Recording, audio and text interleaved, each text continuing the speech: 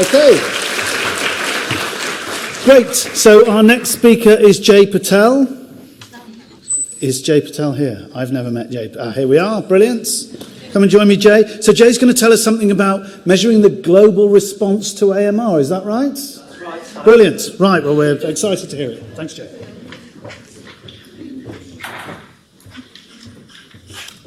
Right. I work on the policy end of AMR, so it's going to be quite different to what we've heard so far. And principally, I'm interested in two things. I'm interested in addressing questions that governments have and creating or developing evidence that will galvanise political attention. So some background to begin with.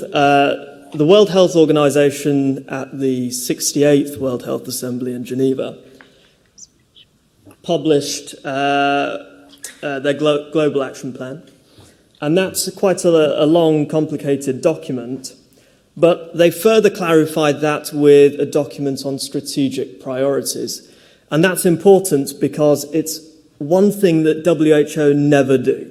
They never prioritize. They produce long technical documents that are meaningless. And we had this document which was very useful.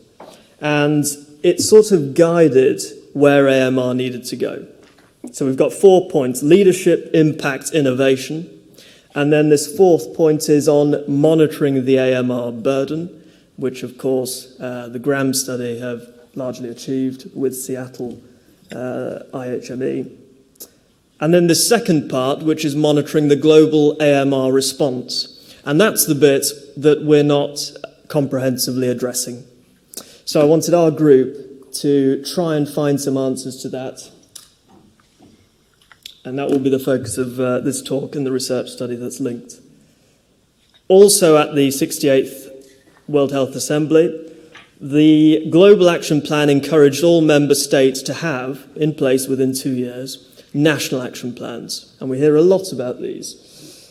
Just to show you very quickly progress on that, 2 years after, countries responded remarkably well. So almost all nations had had some sort of development process, and many were up and ready with approved plans. And just to make that a little bit more contemporaneous, almost all countries have in place some sort of document of varying rigour, as you could expect. A lot of countries are on their second version now. Now, the problem is that this chart is largely attributed with progress on AMR. So you ask a multilateral, what's the world doing on AMR? They show you this, and they say, well, we've all got plans, we all recognise the issue, job done. The London School of Economics produced a really useful framework on assessing the contents of these plans. So yes, they exist, that's great, but is anyone actually scrutinising the details of those documents? And at the time, the answer was no. But I quite liked this framework because it was centred around these three axes. So the general design of the document, which is important in all aspects of policy, the implementation tools, which are largely the things that we're good at doing, and especially all of you guys will be good at doing that part. And then it's the monitoring and evaluation, and that's the bit that's often forgotten, or people get bored, or there's pressures to publish and they just sort of rush it through. We can explore some sub-themes in these areas, but what you're looking at there are all quite important aspects that need to be addressed if you want any effective public health document. Briefly on policy, the ones that I really look for when assessing NAPs is the first one, the strategic vision. So these documents, they've got to have a sort of rhythmic pulse. There's got to be a direction in which they're going. Lots of documents are actually just a laundry list of facts and objectives without any clarity. But the best documents are those that actually ignore lots of those points and select a few key areas that they want to focus on. And we don't do that very much in global health because it upsets stakeholders, and we tend not to like doing that. So actually, just going back to that, this was then a basis to assess all plans. So what I wanted at this point was to look through each national action plan with a fine-tooth comb and assessed them on the basis of these parameters. And the team got on with that and produced quite a rich data set. That data set is quite complicated, but this one is now very useful because we can see what countries are doing well. You can see that the top performing countries in AMR responses are largely the G7 and some Scandinavian Asia-Pacific nations. This sort of representation is great because it shows those strengths and weaknesses, and it facilitates cross-country learning, especially of countries with similar social, cultural, economic contexts. And that's the other end of the spectrum. So there's 114 countries that were analysed at the time of this study. And that's the global picture. So if we come back to that original question, which is, how is the world doing on AMR?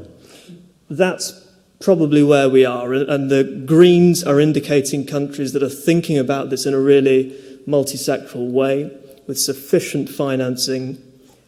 And the reds either haven't considered this or have done so very poorly. And that's where the countries that need more support.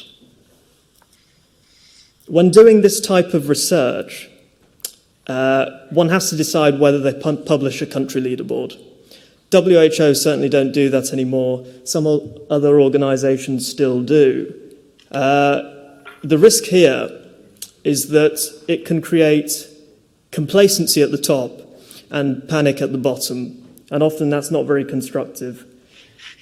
The feedback that I've received on the back of this project has been quite positive, actually. So governments do want to improve, even if they're on the top end of that leaderboard. Looking at those domains that I originally showed, there are some things that we're consistently very effective at achieving. So everybody recognises that AMR involves many different sectors. IPC, regulation, coordination, we sort of know how to do that and we know how to address it carefully. But the bits that we really struggle with are feedback and accountability, and these things come up consistently. We know they're important, but often we don't know what to do with those concepts or even what to do with those words. And I think the same can be said about equity and increasingly sustainability. So I won't dwell on these points, but it just shows IPC recognised everywhere as important, as is coordination, stewardship and surveillance. One of the other features of the Global Action Plan was this bullet-pointed list. And I'm quite interested in point 5, developing the economic case for sustainable investment. That's one component that's missing from AMR globally. And that's really important because that is the language of our policymakers. And we don't make the effort to actually transcribe things in the ways that they want. And all of these areas require some improvement, as I mentioned.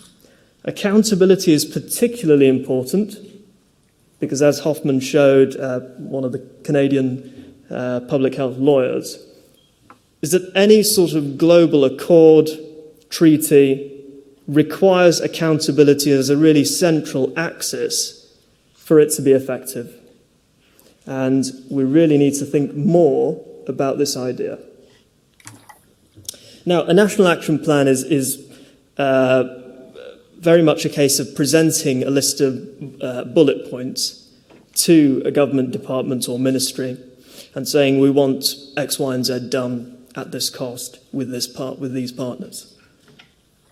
The problem for governments is that if they've got constrained budgets, limited resources to implement, they need a method of ascribing which actions to take forward as immediate priorities. And often when you start putting down these bullet points, governments can't really get a sense of their ROI. Now, this is just on the back of some OECD modelling, but it's a very helpful way of determining which actions are most effective.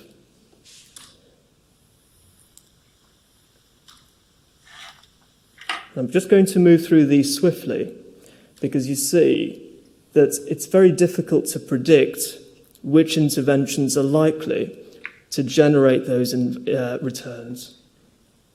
So that gives you an idea of things from the health perspective, but we also need the equivalent in fiscal terms. And something like that on these plans presented to policymakers is a lot more powerful, but we tend not to provide that information, which is a real shame. So national action plans are very effective. If the country's got them, they're generally on a better trajectory, and that's true in both income and region. And there may well be some benefit to this type of analysis in terms of correlating burden with response. And that's the sort of future direction that we want to take with this research. So that's a very high-level overview of some quite granular findings. A lot of the more detailed methods are in this paper. But I'll pause there because there may well be questions on it, and we'll save time for that instead. Brilliant. Thank you.